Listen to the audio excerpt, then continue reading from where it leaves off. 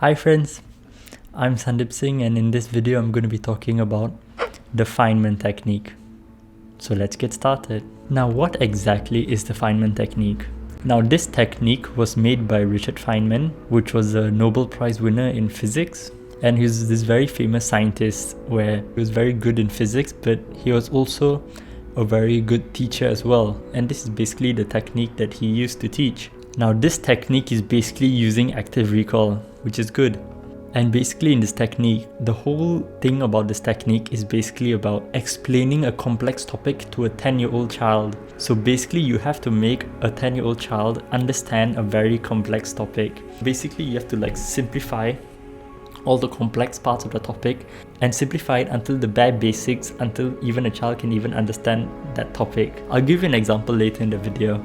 And this technique is very good because it can solidify your knowledge of a subject. And Einstein once said, it might be Einstein, I'm not really sure, but if you can't explain it to a 6-year-old, you don't understand it yourself. And by using the technique, it really makes you enjoy the subject because you'll be going inside the bare basics of that complex topic, and you're basically understanding every single thing which actually occurs inside the topic. Okay, so I have an example for a topic which can use the Feynman technique. So basically, when I was in school, I learned that group 1 metals, the reactivity will increase down the group. So you can use the Feynman technique on asking why does the reactivity increase down the group. So for example, we can explain this to a child like this.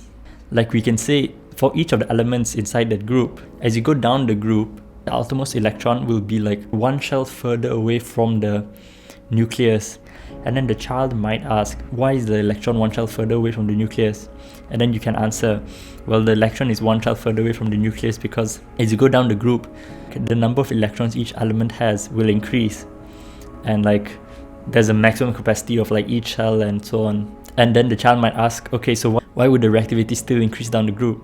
And then you can say, well, reactivity will increase down the group because the reactivity is actually how easy it is for the outermost electron to be lost from the shell of an element. And then the child might ask, okay, but why would the outermost electron be easier for it to be lost when going down the group? And then you can say, well, it's easier to be lost down the group because the outermost electron is further away from the nucleus, and the nucleus is positively charged and the electron is negatively charged. And then the child might ask again, why does it matter for it to be positive and negative? And you can say, well, positive attracts negative, and since the forces of attraction is further away, that means the forces of attraction is weaker as you go down the group. So it'll be easier for you to lose the electron down the group. So you're basically asking why. When you think of a concept, you're supposed to ask yourself why. And then when you think of something else, continue saying why until you reach the bare basics of the concept. And then when you reach the bare basics and you understand it until the bare basics, that means the child can also understand it, and that means you have truly understood the topic. But the Feynman technique, it does take some time to actually think about everything, and that is why I don't really use it when I'm in university nowadays.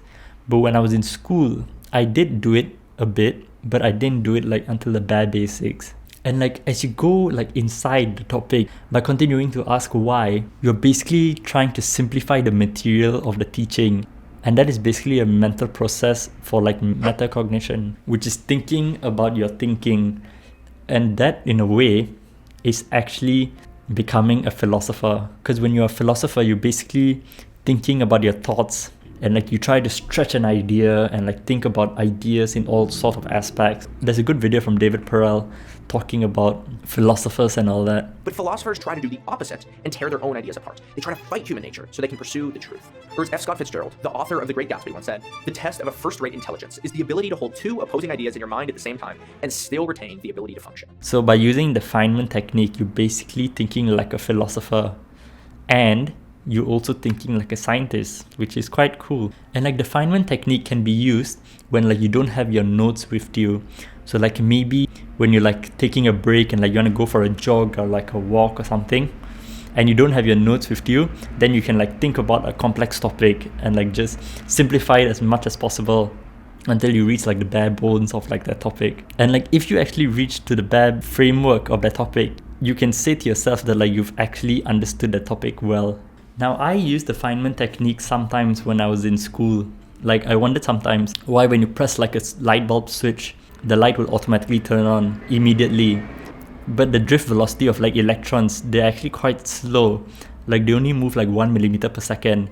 So how is it that like electrons which move 1 millimeter per second, but suddenly when you press a switch, the light bulb will automatically turn on? Then there was like just one concept where like I would just think of like the bare basics of like electricity and like current and like electromagnetic radiation and wonder how is it possible. And the Feynman technique is basically deconstructing and like rebuilding your knowledge.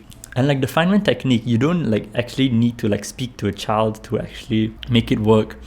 Like, you can also like think of it like yourself, like think of everything inside your head. So like just simplify a concept, and like if you don't have someone to explain it to, you can like just explain it to yourself.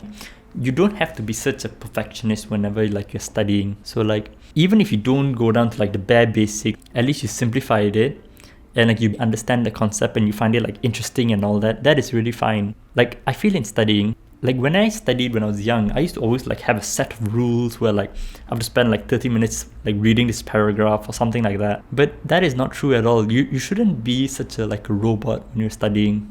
Just study like any way which you feel is like right when you're studying. And like studying is meant to be fun.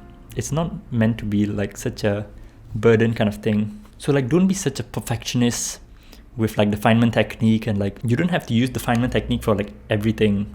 Like, I use the Feynman technique for concepts which are just like interesting for me.